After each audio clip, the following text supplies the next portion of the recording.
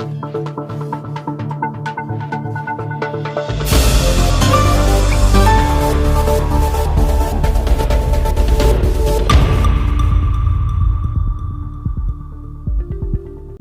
ritrovati dalla redazione.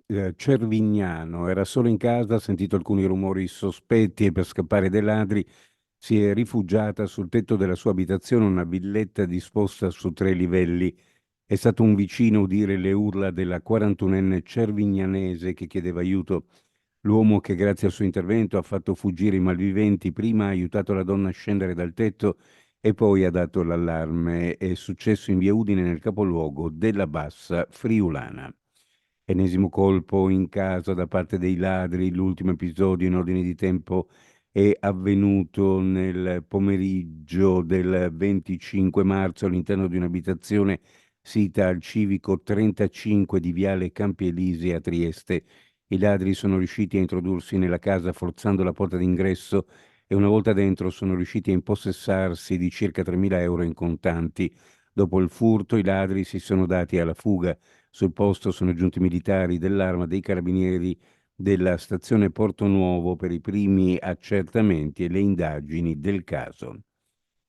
A postazione Autovelox lungo l'ex strada provinciale 19 per grado, a ridosso dell'incrocio con la viabilità che porta a Terranova, Isola Morosini, è entrata in funzione per 3 giorni a marzo, permettendo di elevare 85 infrazioni con eccesso di velocità, molte sopra i 100 km orari in un tratto in cui il limite è di 50, vista la presenza dell'incrocio del vicino ponte sull'Isonzato. Il record spetta a un centauro fotografato mentre sfrecciava a 171 km all'ora. Ecco perché il sindaco di San Canzian di Sonzo, di cui Terranova è frazione, Claudio Fratta, non crede nel modo più assoluto che siano stati dei residenti della zona a danneggiare il box un paio di settimane fa.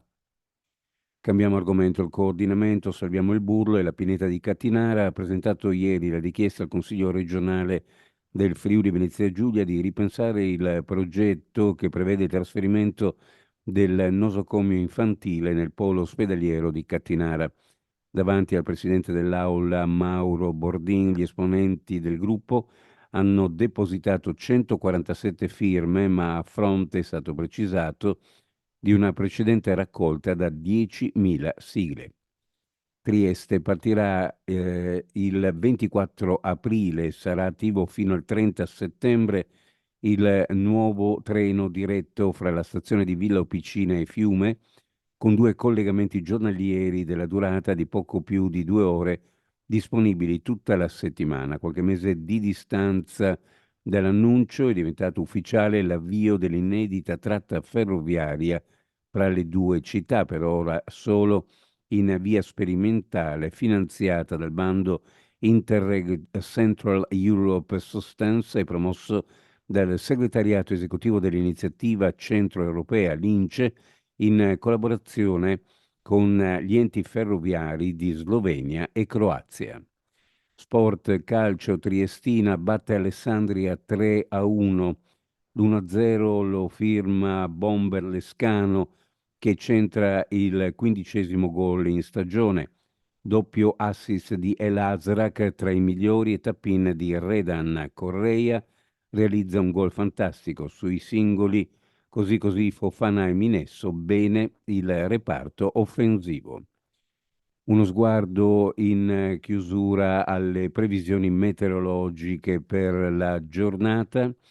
Cielo coperto con piogge in genere moderate e intermittenti su bassa pianura e costa, dove in giornata soffierà scirocco da moderato a sostenuto in serata, libeccio con possibili mareggiate e acqua alta. Sulla pianura e sulla zona montana piogge intense o molto intense, specie sull'alta pianura, sulle prealpi ed in Carnia. Quota neve intorno ai 2000 metri circa, in calo in serata fino a 1400 metri circa, possibili temporali.